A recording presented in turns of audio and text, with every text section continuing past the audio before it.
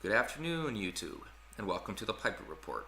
So, a few minutes ago, the GOP House healthcare bill passed. It barely passed, but it passed. They needed a total of 216 votes to pass, and they received 217. As you can see, no Democrats at all voted for the bill. I think you will find that similar thing happening in the Senate. Now, how is this new bill different from the old one? It's essentially the same, except for two main things. The MacArthur Amendment was added, and that allows states to opt out if they so choose. Also, they designated an extra $8 billion specifically for people with pre-existing conditions. Now, the thing with the states opting out is that that's actually going to raise premiums because you will have less people, less states paying in. It means prices go up. So that's one thing they have to watch out for. But either way, this bill will not be the same in the Senate. It will not pass the Senate looking like this. There will be subcommittees, and I'm sure there will be conference committees to try to find a common bill that both of them agree on. What they have to watch out for now in the Senate is conservatives like Mike Lee and Ted Cruz and Rand Paul. I cannot see them at all voting for a bill like this. They're really going to have to modify it appropriately if they want to get support of conservatives. Now, they will get the moderate supports, the moderate Republicans. Conservatives will be pretty hard, so excuse me. Swallowed wrong. let's let's go over the bill. Or the webpage. Thursday's vote was a political victory for House Speaker Ryan, demonstrating his ability to pull together a fractured Republican caucus after two failed attempts this year to win consensus on a new healthcare legislation.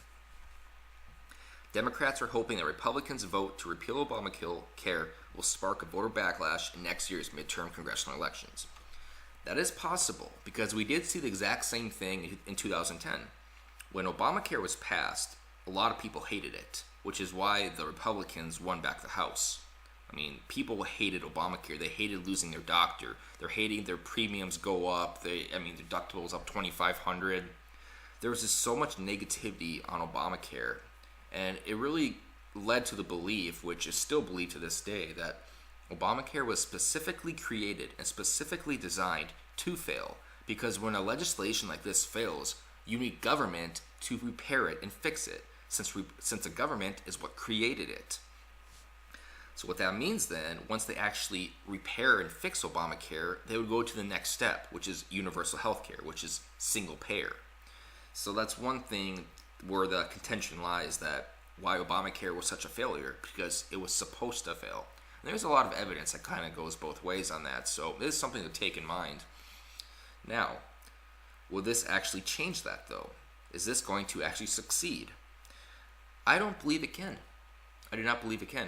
I think nowadays it's more of a hit or miss. You either have to go single payer or you have to go completely free market. This stuff in between is not going to help anything, and eventually prices will continue to rise, and it will decry more outrage over this, and more people will be fed up, and they're going to want change. They're going to want to go back to what Obamacare was, even if this turns out to be worse than Obamacare. And if that happens, then you can basically say single payer is right around the corner. Personally, I think single payer will happen in the U.S. within the next 2 decades. I just don't think they can hold it off anymore. It seems that the more people get sick, the more emotion becomes in their arguments, and the more they want to take care of themselves for life. And I understand that. I understand the notion that you want to be healthy, you want your families to be healthy. It all makes sense, but what they don't understand is that by using a free market principle, they can actually still get quicker healthcare, less waiting times, and better healthcare than they could if they went the single payer route. I think like the average surgery time in Canada for like knee surgery is like 180 days, I think. I have a video called "Sorry Bernie, Healthcare is Not a Right for All," and it kind of goes over the waiting times and stuff like that. And so you could like universal healthcare because it's free. Essentially, it's not free, I guess, because there's no such thing as a free lunch, but you are paying for it. You just don't know you're paying for it. But the problem also then is going to be the waiting times.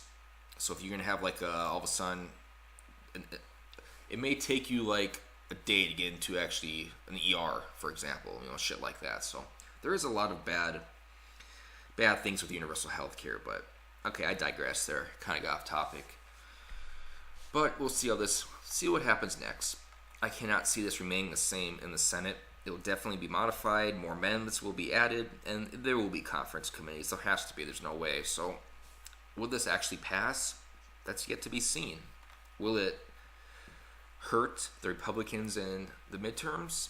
That also remains to be seen. But if they can actually manipulate, that's a bad word, if they can actually show the American people that their strategy will be better than Obamacare, even though it's similar to Obamacare, I think they will pull off the midterms yet. But they're really going to have to get their PR going. They're really going to have to get the notion out and the word out that this is better than Obamacare, believe us, and actually maybe give statistics and some circumstantial proof on why it is better. So something to keep in mind there.